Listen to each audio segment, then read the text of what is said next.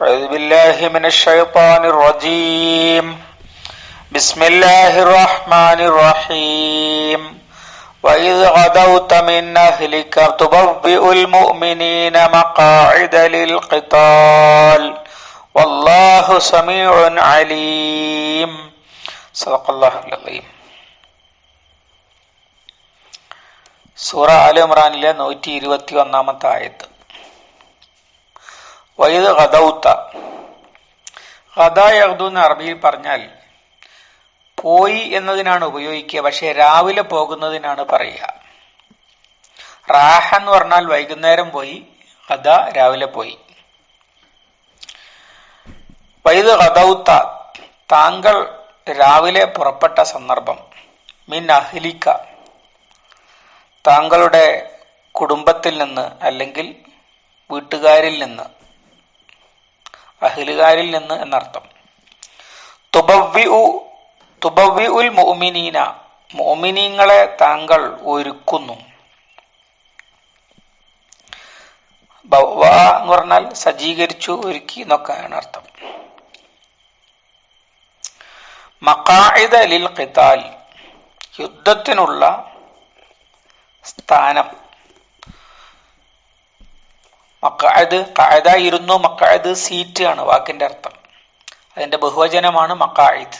സ്ഥാനങ്ങളിൽ, യുദ്ധത്തിനുള്ള സ്ഥാനങ്ങളിൽ മുഅ്മിനുകളെ ഒരുക്കുന്നവനായി താങ്കൾ രാവിലെ വീട്ടിൽ നിന്ന് പുറപ്പെട്ട സന്ദർഭം ഓർത്തു നോക്കുക. വല്ലാഹു സമീഉൻ അലീം, അല്ലാഹു എല്ലാം കേൾക്കുന്നവനും അറിയുന്നവനും അത്രേ. ഈ ആയത്ത് തൊട്ട് മുമ്പ് വൈൻ തസ്ബിറു വ തത്തഖു ലാ യദുറുക്കും കൈദുഹും ശൈഅ എന്ന് പറഞ്ഞല്ലോ.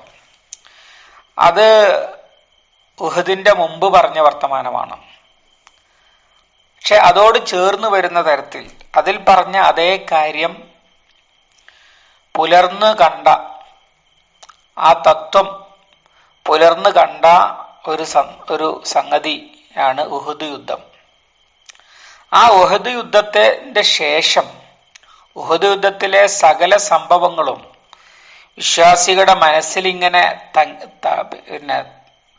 സജീവമായി നിൽക്കുന്ന സമയത്ത് ഉഹദിന്റെ നിരൂപണം എന്ന നിലയിൽ അതിൽ പറ്റിയ വീഴ്ചകളും അതിൽ പറ്റിയ മെച്ചങ്ങളും, അങ്ങനെ അതിൽ നിന്ന് പഠിക്കേണ്ട പാഠങ്ങളും അനുഭവങ്ങളും ഒക്കെ നിരൂപണം ചെയ്തുകൊണ്ട് ഇറങ്ങിയതാണ് ഈ ആയത്ത് മുതൽ സൂറയുടെ അവസാനം വരെയുള്ള ആയത്തുകൾ.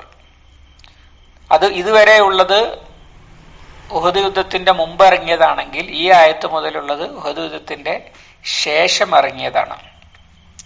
അതുകൊണ്ട് തന്നെ ഈ ആയത്തിൽ പറയുന്നത് ഉഹദിന് വേണ്ടിയുള്ള ഒരുക്കമാണ് എന്നാണ് മുഫസ്സിറുകളൊക്കെ പറയുന്നത്. ബഹുഭൂരിപക്ഷവും അങ്ങനെയാണ്. ഒറ്റപ്പെട്ട എതിരഭിപ്രായങ്ങൾ മാത്രമേ ഉള്ളൂ, അത് പരിഗണനീയമല്ല.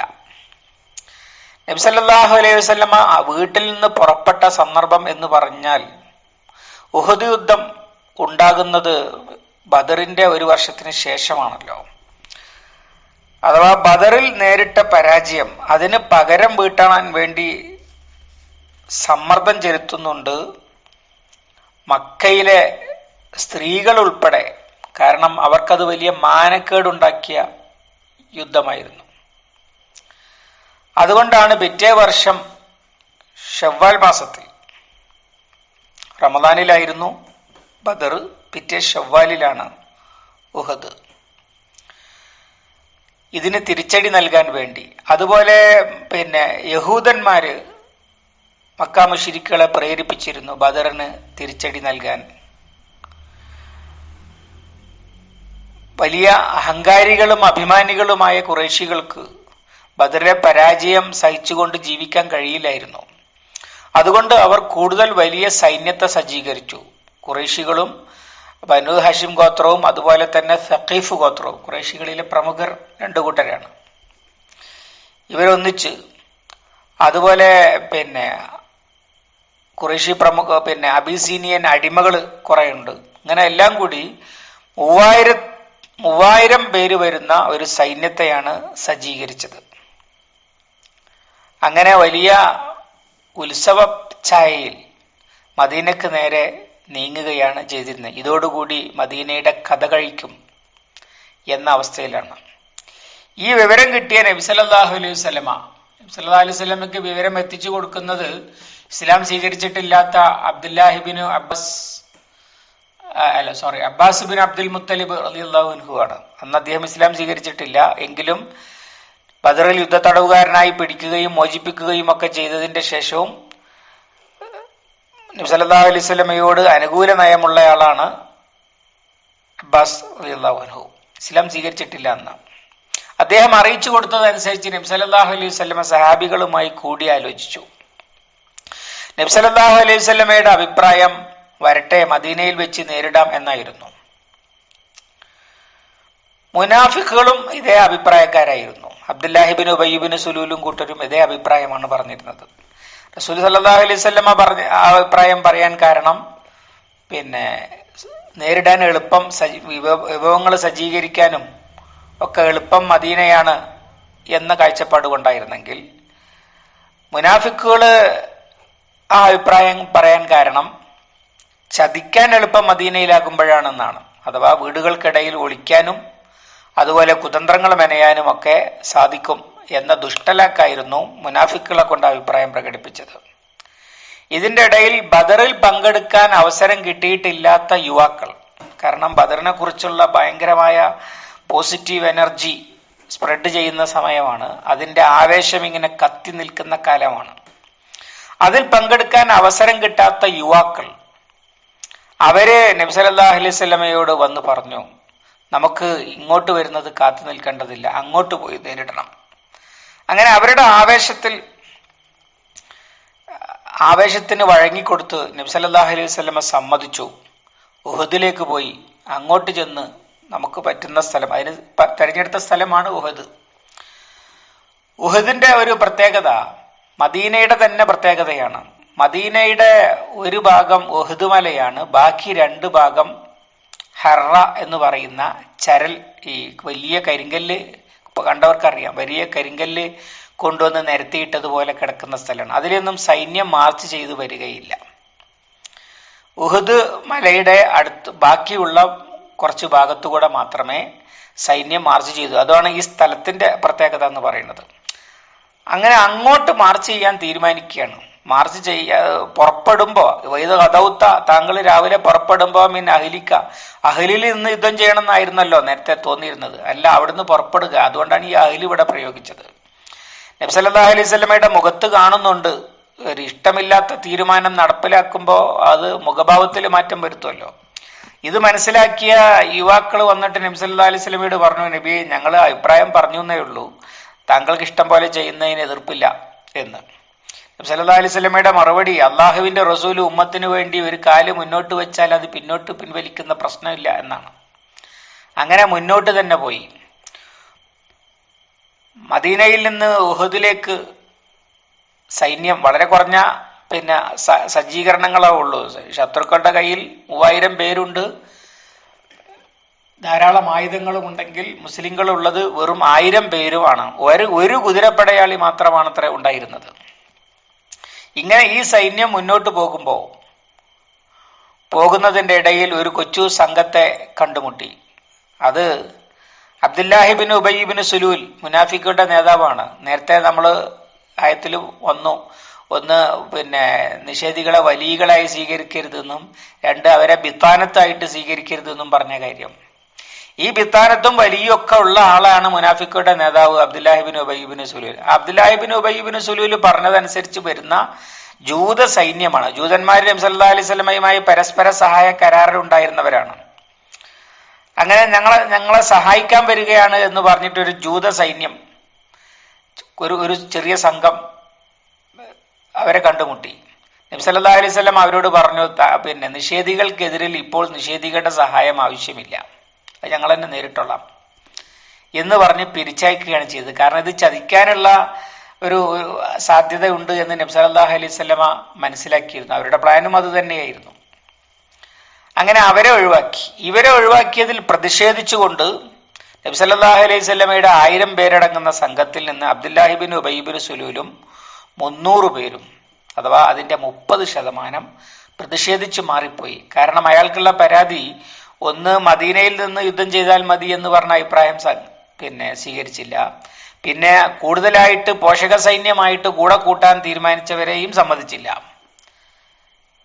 ഈ രണ്ട് ന്യായം പറഞ്ഞിട്ടാണ് അങ്ങനെ പിണങ്ങി പിരിഞ്ഞു പോകുകയാണ് 30% ആളുകൾ ചെയ്തത്. പലരും അവരെ പിന്തിരിപ്പിക്കാൻ ശ്രമിച്ചെങ്കിലും കൂട്ടാക്കിയില്ല. ഇത് കണ്ട് വേറെ ചില ഗോത്രങ്ങൾക്കും പേടി കുടുങ്ങി. അവര് നബി സല്ലല്ലാഹു അലൈഹി വസല്ലമയോട് വന്നിട്ട്, നബി, നമ്മൾ തിരിച്ചു പോയിട്ട് ഒന്നുകൂടി സൈന്യ സജ്ജീകരണം നടത്തി വന്നാൽ പോരെ എന്ന നിലപാടാണ് സ്വീകരിച്ചത്. പ്രമുഖരായ സഹാബിമാർ അവരോട് വന്ന് സംസാരിച്ചു. ബനൂ സലമ ഗോത്രം ഒക്കെയാണ്. അവരോട് വന്ന് സംസാരിച്ചു, അവരുടെ നിലപാടിനെ തിരുത്തിച്ചു. നബി സല്ലല്ലാഹു അലൈഹി വസല്ലമയോട് പ്രമുഖരായ സഹാബിമാർ ആവശ്യപ്പെട്ടത് ഒന്നുകിൽ വിജയിച്ച് തിരിച്ചു വരിക, അല്ലെങ്കിൽ രക്തസാക്ഷിയായി സ്വർഗത്തിൽ പോകുക. ഇത് രണ്ടാലൊന്ന് നടക്കാൻ എന്തെങ്കിലും തടസ്സമുണ്ടോ? റസൂലുള്ളാഹി പറഞ്ഞു, ഇല്ല. എന്നാ പിന്നെ നമ്മൾ മുന്നോട്ട് തന്നെ പോകും, ആര് പിന്തിരിഞ്ഞാലും ശരി. അങ്ങനെ വന്ന് ധൈര്യം പകർന്ന് കൂടെ നിർത്തുകയാണ് ചെയ്തത്. ആ പേടി കുടുങ്ങിയ ഗോത്രക്കാരെ ചെയ്തത്. അങ്ങനെ ഈ 700 ആളുകളുമായി നബി സല്ലല്ലാഹു അലൈഹി വസല്ലമ പുറപ്പെട്ടു. ആ പുറപ്പാടിനെയാണ് വൈദ ഗദൗത മിൻ അഹ്ലിക എന്ന് പറഞ്ഞത്. തുബവ്വിഉൽ മുഅ്മിനീന മഖാഇദ ലിൽ ഖിതാൽ, മുഅ്മിനീങ്ങളെ യുദ്ധസ്ഥലത്ത് സജ്ജീകരിക്കുന്നത് അത് മറ്റൊരു കാര്യമാണ്. അഥവാ യുദ്ധത്തിനെ നേരിടാൻ ചെയ്യേണ്ടത് ഉഹദ് മലയുടെ പിറകിലൂടെ സൈന്യം വരില്ല. അതുകൊണ്ട് ഉഹദ് മല വിശ്വാസികളുടെ പിന്നിലാകുന്ന തരത്തിൽ അണിനിരക്കണം, എന്നിട്ട് ശത്രുക്കളെ നേരിടാം എന്നാണ് തീരുമാനിച്ചത്. അതിന്റെ ഇടയിൽ ഒരു ചെറിയ കുന്നുണ്ട്, ജബലുർ റുമാത്ത് എന്നാണ് ഇപ്പോഴും അതിന്റെ പേര്. ഇപ്പോഴും അത് ചെന്നാൽ ഉഹദിൽ ചെന്നാൽ കാണാൻ കഴിയുന്നതാണ്. അതിനെ മറയാക്കിക്കൊണ്ട് സൈന്യം വന്നാൽ മുസ്ലിംകളുടെ പിന്നിലൂടെ വരും. അതുകൊണ്ട് തന്നെ അത് തടയണം. അതിനുവേണ്ടി നബി സല്ലല്ലാഹു അലൈഹി വസല്ലമ ഒരു മഖാദ് അതിന്റെ മുകളിലാണ് ഒരു സ്ഥാനം നിശ്ചയിച്ചത്. അഥവാ 50 പേരടങ്ങുന്ന ഒരു സൈന്യത്തെ ജബലുർ റുമാത്തിന്റെ മുകളിൽ ജഅഫർ ബിൻ അബി താലിബ് റളിയല്ലാഹു അൻഹുവിന്റെ നേതൃത്വത്തിൽ കയറ്റി നിർത്തി. എന്നിട്ട് അവരോട് പറഞ്ഞു, നിങ്ങൾ ഇവിടുന്ന് അനുവാദം കിട്ടാതെ ഇറങ്ങാൻ പാടില്ല. ഞങ്ങൾ പരാജയപ്പെട്ട് ഞങ്ങളുടെ മയ്യത്തുകള് പക്ഷികൾ കൊത്തിത്തുനിന്ന് കണ്ടാൽ പോലും നിങ്ങൾ ഇവിടുന്ന് ഇറങ്ങാൻ പാടില്ല അനുവാദം കിട്ടാതെ. ഇവിടെ തന്നെ നിലയുറപ്പിക്കണം എന്ന് നബി സല്ലല്ലാഹു അലൈഹി വസല്ലമയുടെ വലിയ യുദ്ധതന്ത്രമായിരുന്നു അത്. ഇവർ ചെയ്യേണ്ടത് അതിലൂടെ വരുന്ന കുതിരപ്പടയുടെ നേരെ അമ്പെയ്തുകൊണ്ടേ ഇരുന്നാൽ മതി, വേറൊന്നും ചെയ്യേണ്ടതില്ല. അങ്ങനെ അമ്പ് വന്നാൽ കുതിരക്ക് മുന്നോട്ട് പോകാൻ കഴിയില്ലല്ലോ. അതുകൊണ്ട് അങ്ങനെ അതിലൂടെ ആളുകൾ വരുന്നത് തടയാൻ വേണ്ടി അവിടെ നിന്ന് അമ്പെയ്തുകൊണ്ടിരിക്കാനാണ് നബി സല്ലല്ലാഹു അലൈഹി വസല്ലമയെ ഏൽപ്പിച്ചത്. 50 പേരുണ്ടായിരുന്നു. അങ്ങനെ രാത്രി ഉഹദിലെത്തി. പിറ്റേന്ന് രാവിലെയാണ് യുദ്ധം ആരംഭിക്കുന്നത്. യുദ്ധത്തിൽ ഇക്രിമത്ത് ബിൻ അബൂജഹൽ ബദറിൽ കൊല്ലപ്പെട്ട ആളാണ്, മകനാണ് ഇക്രിമ. വളരെ പിൽക്കാലത്ത് ഇസ്ലാമിലേക്ക് വരികയും വലിയ വിജയങ്ങൾ സമ്മാനിക്കുകയും ചെയ്ത സേനാനായകനാണ് ഇക്രിമ. ഈ ഇക്രിമയാണ് നയിച്ചിരുന്നത്. അബൂ സുഫിയാനാണ് മൊത്തം കമാൻഡർ. ഈ നേരിട്ട് നിന്ന വിഭാഗത്തിന്റെ ചീഫ് ഇക്രിമയാണ്. ഇക്രിമയുടെ സൈന്യവുമായി നബി സല്ലല്ലാഹു അലൈഹി വസല്ലമയുടെ സൈന്യം നല്ല പോരാട്ടം നടത്തി അവരെ പരാജയപ്പെട്ടു. അബൂ സുഫിയാൻ പിന്തിരിഞ്ഞു ഓടി, അഥവാ രക്ഷയില്ലാതെ പിന്തിരിയുകയാണ് ഉണ്ടായത്. 700 ആളുകളെ 3000 പേര് നേരിട്ടിട്ടും പിന്തിരിയുകയാണ് ഉണ്ടായത്. അത്ര വിദഗ്ധമായിരുന്നു റസൂൽ സല്ലല്ലാഹു അലൈഹി വസല്ലമയുടെ സജ്ജീകരണം. അതാണ് തുബവ്വിഉ മഖാഇദ ലിൽ ഖിതാൽ എന്ന് പറയുന്നത്. തുബവ്വിഉൽ മുഅ്മിനീന മഖാഇദ ലിൽ ഖിതാൽ എന്ന് അല്ലാഹ് പ്രത്യേകം എടുത്തു പറയുന്നത്. അങ്ങനെ യുദ്ധത്തിൽ ഈ അബൂ സുഫിയാന്റെ സൈന്യം പരാജയപ്പെട്ട് പിന്തിരിഞ്ഞപ്പോൾ സഹാബികൾ പലരും ഈ യുദ്ധക്കളത്തിലെ അവരിട്ടേച്ചു പോയ വസ്തുവകകൾ, പടയങ്കി, വാള് പോലെയുള്ള സാധനങ്ങൾ, ധാരാളം പേര് കൊല്ലപ്പെടുകയും ചെയ്തിട്ടുണ്ട് ശത്രുക്കളുടെ കൂട്ടത്തിൽ നിന്ന്. 70 ആളുകളോളം കൊല്ലപ്പെട്ടിട്ടുണ്ട്. ആ ആളുകളുടെയൊക്കെ മൃതദേഹത്തിലുള്ള ഉപകരണങ്ങൾ, വടയങ്കി, തലപ്പാവ്, ഇങ്ങനെയൊക്കെയുള്ള പല സാധനങ്ങളുണ്ട്. അതൊക്കെ യുദ്ധത്തിൽ ആവശ്യമുള്ള സാധനങ്ങളാണ്. അതൊക്കെ പെറുക്കിക്കൂട്ടാൻ തുടങ്ങി. ഇത് കണ്ടു മലമുകളിൽ നിൽക്കുന്ന ജബലുർ റുമാത്തിന്റെ മുകളിൽ നിൽക്കുന്ന ആളുകൾ. പക്ഷെ അവര് ഇറങ്ങാൻ താല്പര്യപ്പെട്ടപ്പോ ജഅഫർ ഇബ്നു അബി താലിബ് റളിയല്ലാഹു അൻഹു പറഞ്ഞു, അള്ളാന്റെ റസൂല് പറഞ്ഞിട്ടുള്ളത് എന്ത് സംഭവിച്ചാലും ഇവിടുന്ന് ഇറങ്ങാൻ പാടില്ല എന്നാണ്.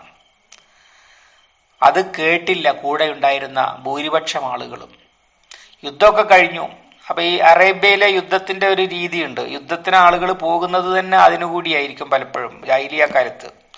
അഥവാ കിട്ടിയവർക്ക് കിട്ടിയതൊക്കെ എടുക്കാം, യുദ്ധത്തിൽ കിട്ടിയതൊക്കെ കിട്ടിയവർക്ക് എടുക്കാവുന്ന രീതിയാണ്. അപ്പൊ ഞങ്ങൾ ഇവിടെ ഇങ്ങനെ നോക്കി നിൽക്കും, കിട്ടിയതൊക്കെ താഴെയുള്ളവരെടുക്കും എന്ന ഒരു ആർത്തിയിൽ സല്ലല്ലാഹു അലൈഹി വസല്ലമ പറഞ്ഞതൊക്കെ മറന്നു. അഥവാ സബറും തഖ്വയും നഷ്ടപ്പെട്ടു, ക്ഷമ നഷ്ടപ്പെട്ടു, അള്ളാന്റെ റസൂലിന്റെ കൽപ്പന അംഗീകരിക്കണമെന്ന തഖ്വയും നഷ്ടപ്പെട്ടു. അങ്ങനെ അവർ താഴെ ഇറങ്ങി, പറഞ്ഞത് കേൾക്കാതെ താഴെ ഇറങ്ങി. ജഅഫർ ഇബ്നു അബി താലിബും 5-6 ആളുകളും മാത്രം മുകളിൽ ബാക്കിയായി. അദ്ദേഹം ഈ ചെറിയ സംഘം മാത്രമാണ് അവിടെ നിന്നത്. ബാക്കിയുള്ളവർ മുഴുവൻ യുദ്ധമുതലുകൾ പെറുക്കിക്കൂട്ടാൻ വേണ്ടി താഴോട്ട് ഇറങ്ങി, അനുസരണമില്ലാതെ ഇറങ്ങി. ഖാലിദ് ബിൻ വലീദ് റളിയല്ലാഹു അൻഹു അന്ന് അബൂ സുഫിയാന്റെ സൈന്യത്തിലെ ഒരു വലിയ പങ്ക് വഹിക്കുന്നയാളാണ്. അദ്ദേഹം വളരെ ദൂരെ നിന്ന് ഇത് കണ്ടു, ജബൽ റുമാത്തിന്റെ മുകളിലുള്ള ആളുകൾ കാലിയായത്. ഉടനെ തിരിഞ്ഞ് ഒരു തന്റെ ടീമുമായിട്ട് തിരിഞ്ഞ് വളരെ ഓടി വന്നു ജബൽ റുമാത്തിന്റെ അപ്പുറത്തു കൂടെ. അവരെ പ്രതിരോധിക്കാൻ വേണ്ടി ജഅഫർ ഇബ്നു അബി താലിബ് റളിയല്ലാഹു അൻഹു വളരെ കുറഞ്ഞ ആളുകളും ശ്രമിച്ചെങ്കിലും അത് പരാജയപ്പെട്ടു. അദ്ദേഹം അവിടെ വീഴുകയാണ് ചെയ്യുന്നത്. അങ്ങനെ അവരെ തോൽപ്പിച്ചുകൊണ്ട് നബി സല്ലല്ലാഹു അലൈഹി വസല്ലമയുടെ വിജയിച്ച സൈന്യത്തിന്റെ പിന്നിലൂടെ വന്ന് വീണ്ടും ആക്രമിക്കുകയാണ് ഖാലിദ് ബിൻ വലീദ് റളിയല്ലാഹു അൻഹു അന്ന് ചെയ്തത്. അന്ന് അദ്ദേഹം ഇസ്ലാം സ്വീകരിച്ചിട്ടില്ലല്ലോ. അതില് വളരെ ശക്തമായ പോരാട്ടം നടന്നു. മുസ്ലിങ്ങൾ ശരിക്കും പതറി ചിന്നിച്ചിതറുക മാത്രമല്ല, നബി സല്ലല്ലാഹു അലൈഹി വസല്ലമക്ക് പോലും പരിക്കേറ്റു. അദ്ദേഹത്തെ വളഞ്ഞ് സംരക്ഷിക്കാൻ ശ്രമിച്ചെങ്കിലും അതുപോലും വിഫലമായി അദ്ദേഹം കുഴിയിൽ വീഴുകയും ഒക്കെ ചെയ്ത സംഭവമുണ്ട്. വനിതകളാണ് അന്ന് അദ്ദേഹത്തെ രക്ഷപ്പെടുത്തിയത്. അതിന്റെ ഇടക്ക് മുഹമ്മദിനെ ഞാൻ കൊന്നെന്ന് ഒരുത്തൻ വിളിച്ചു പറഞ്ഞു. അത് മുസ്ലിങ്ങളും വിശ്വസിച്ചു, നിഷേധികളും വിശ്വസിച്ചു. അങ്ങനെ അത് മുസ്ലിങ്ങളിൽ വലിയ മാനക്കേടുണ്ടായി. ചില റിപ്പോർട്ടിലുള്ളത് അബൂബക്കർ സിദ്ദീഖ് റളിയല്ലാഹു അൻഹു ഉൾപ്പെടെ വാള് വലിച്ചെറിഞ്ഞിട്ട് ഒരു കല്ലിന്മേൽ കയറി ഇരിപ്പായി എന്നാണ്. മറ്റൊരു സഹാബി വന്നിട്ട് അദ്ദേഹത്തോട് പറഞ്ഞു, അബൂബക്കർ, നമ്മളിങ്ങനെ ഇരുന്നിട്ട് എന്താ കാര്യം? അള്ളാന്റെ റസൂൽ എന്തിനു വേണ്ടിയാണോ പൊരുതി മരിച്ചത് ആ സത്യത്തിന് വേണ്ടി നമുക്കും പൊരുതി മരിക്കുകയല്ലേ വേണ്ടത് എന്ന് പറഞ്ഞപ്പോ അബൂബക്കർ റളിയല്ലാഹു അൻഹുവിന് സ്വബോധം തിരിച്ചു കിട്ടി. കാരണം ഈ റസൂലുള്ള വധിക്കപ്പെട്ടു എന്ന് കേട്ട ആഘാതം. അങ്ങനെ അദ്ദേഹം എല്ലാവരെയും വിളിച്ചുകൂട്ടി. അപ്പോഴേക്കിന് വിളിയാളം കേട്ടു, റസൂല് ജീവിച്ചിരിക്കുന്നു. ഉമർ റളിയല്ലാഹു അൻഹു ഒക്കെ രംഗത്ത് വന്നു. അങ്ങനെ റസൂല് കൊല്ലപ്പെട്ടിട്ടില്ല എന്ന് വിവരം കിട്ടി. അതിന്റെ അടിസ്ഥാനത്തിൽ സഹാബികൾ വീണ്ടും ഒരുമിച്ച് കൂടി സൈന്യത്തെ നേരിട്ടു. സൈന്യത്തെ നേരിടാൻ തുടങ്ങിയപ്പോ വീണ്ടും വിജയം അവരുടെ പക്ഷത്താണ് എന്ന് തോന്നാൻ തുടങ്ങി അബൂ സുഫിയാനിന്. അങ്ങനെ ബാക്കി ഒന്നും ചെയ്യാതെ അവര് വിജയിച്ചതായി പ്രഖ്യാപിച്ചു പോകുകയാണ് ചെയ്തത്. കുറെ അങ്ങോട്ട് പോയപ്പോഴാണ് ആലോചിച്ചത്, എന്തിനാണ് മൊത്തം നശിപ്പിക്കാതെ ഞങ്ങൾ തിരിച്ചു പോന്നത്? അപ്പൊ നബി സല്ലല്ലാഹു അലൈഹി വസല്ലമയുടെ കൂടെ രണ്ടാമതും അണിനിരന്ന് കണ്ടപ്പോ പഴയത് ഓർമ്മ വന്നിട്ട് ഇനി നിൽക്കുന്നത് ബന്ദിയല്ല എന്ന് തോന്നിയിട്ടാണ് അബൂ സുഫിയാനും ഒക്കെ പിന്തിരിഞ്ഞത്. ഖാലിദ് ബിൻ വലീദ് റളിയല്ലാഹു അൻഹു നബി സല്ലല്ലാഹു അലൈഹി വസല്ലമയെ കൊല്ലാൻ വരെ അടുത്തിട്ടുണ്ട്. അതിനൊക്കെ ഉമർ റളിയല്ലാഹു അൻഹു പോലെയുള്ള ആളുകൾ തുരത്തി ഓടിക്കുകയാണ് ചെയ്തത്. അതിന്റെ ശേഷം പിന്നീട് അവർ തിരിച്ചു പോകുകയാണ് ചെയ്തത്. തിരിച്ചുപോയി റൗഹായിൽ ചെന്ന് തമ്പടിച്ചു. റൗഹായിൽ ചെന്നിട്ട് വീണ്ടും ചിന്തിക്കുകയാണ്, തിരിച്ചിങ്ങോട്ട് എന്തിനാണ് തിരിച്ചു പോകുന്നത്? ഒന്ന് നല്ലോണം പരാജയപ്പെടുത്തി മദീനയും നശിപ്പിച്ചിട്ട് പോന്നാൽ മതിയായിരുന്നല്ലോ എന്ന ചർച്ച അവർക്കിടയിൽ തന്നെ ഉണ്ടായി. ഏതായാലും കിട്ടിയ വിജയമാക്കി. കാരണം അബൂ സുഫിയാന് നാട്ടിലെ മാനക്കേടാണ്, ഹിന്ദ് ഭാര്യ മാനം കെടുത്തുകയാണ് തോറ്റു വരുന്നത് കൊണ്ട്. അതുകൊണ്ട് ഏതാണ്ട് ഇപ്പൊ ജയിച്ചിട്ടാണ് നിൽക്കുന്നത്, അതുകൊണ്ട് അങ്ങനെ തിരിച്ചു പോയാൽ മതി എന്നും, അതേ സമയത്ത് മുസ്ലിങ്ങളുടെ ആത്മവിശ്വാസം നശിപ്പിക്കാൻ വേണ്ടി ഒരു വലിയ സൈന്യവുമായി അബൂ സുഫിയാൻ തിരിച്ചു വരുന്നുണ്ട് എന്ന കിംവദന്തി പരത്തി.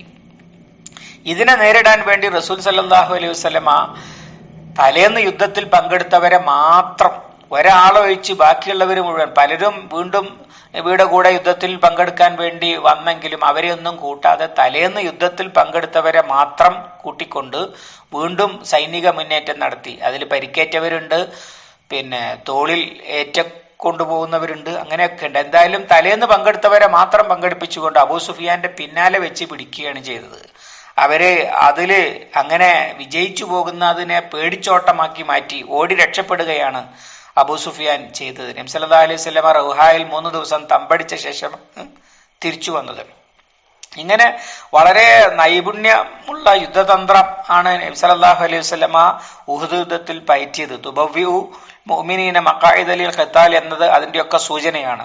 വല്ലാഹു സമീഉൻ അലീം, അല്ലാഹു എല്ലാം കേൾക്കുന്നവനുമാണ് അറിയുന്നവനുമാണ് എന്ന് പറഞ്ഞത് സത്യവിശ്വാസികൾ അള്ളാഹുവിന്റെ മാർഗത്തിൽ അവരുടെ സബറും തഖ്വയും ഒക്കെ പരീക്ഷിക്കപ്പെടുന്ന വിധം വലിയ പ്രതിസന്ധികളെ അഭിമുഖീകരിക്കുന്നത് അള്ളാഹു അറിയാതെ ഒന്നുമല്ല, അള്ളാഹു പരീക്ഷിക്കാൻ വേണ്ടി തന്നെ ചെയ്തതാണ്, അറിഞ്ഞുകൊണ്ട് തന്നെയാണ്, അല്ലാതെ അതൊന്നും അള്ളാഹു അറിയാതെ സംഭവിച്ചതല്ല എന്ന് സൂചിപ്പിക്കുകയാണ് നിരൂപണത്തിന്റെ തുടക്കത്തിൽ തന്നെ. ഇനിയും അതേ സംബന്ധിച്ച് തന്നെയാണ് സൂറത്തിന്റെ അവസാന ഭാഗം വരെ പറഞ്ഞുകൊണ്ടിരിക്കുന്നത്. ഓരോന്നോരോന്നായിട്ട് നമുക്ക് വിശദീകരിച്ചു പോകാവുന്നതാണ്. അള്ളാഹു സുബ്ഹാനഹു വ തആല അവന്റെ കലാം ശരിയായി പഠിക്കുവാനും മനസ്സിലാക്കുവാനും പാഠങ്ങൾ ഉൾക്കൊള്ളുവാനും നമുക്ക് തൗഫീഖ് നൽകി അനുഗ്രഹിക്കുമാറാവട്ടെ. അല്ലാഹുമ്മ അല്ലിംനാ മാ യൻഫഉനാ വൻഫഅനാ ബിമാ അല്ലംതനാ റബ്ബനാ സിദ്നാ ഇൽമൻ വഫഹ്മൻ വദിഖ്ഖതൻ വനദറാ. അല്ലാഹുമ്മ ജഅലിൽ ഖുർആന റബീഅ ഖുലൂബിനാ വനൂറ സുദൂരിനാ വജലാഅ ഹുസ്നിനാ വദഹാബ ഹമ്മിനാ വഗമ്മിനാ. റബ്ബനാ തഖബ്ബൽ മിന്നാ ഇന്നക അൻതസ് സമീഉൽ അലീം വതുബ് അലൈനാ ഇന്നക അൻതത് തവ്വാബുർ റഹീം. واغفر لنا يا غافر المذنبين. وصلى الله على محمد وعلى آله وصحبه وسلم ومن تبعهم بإحسان إلى يوم الدين والحمد لله رب العالمين.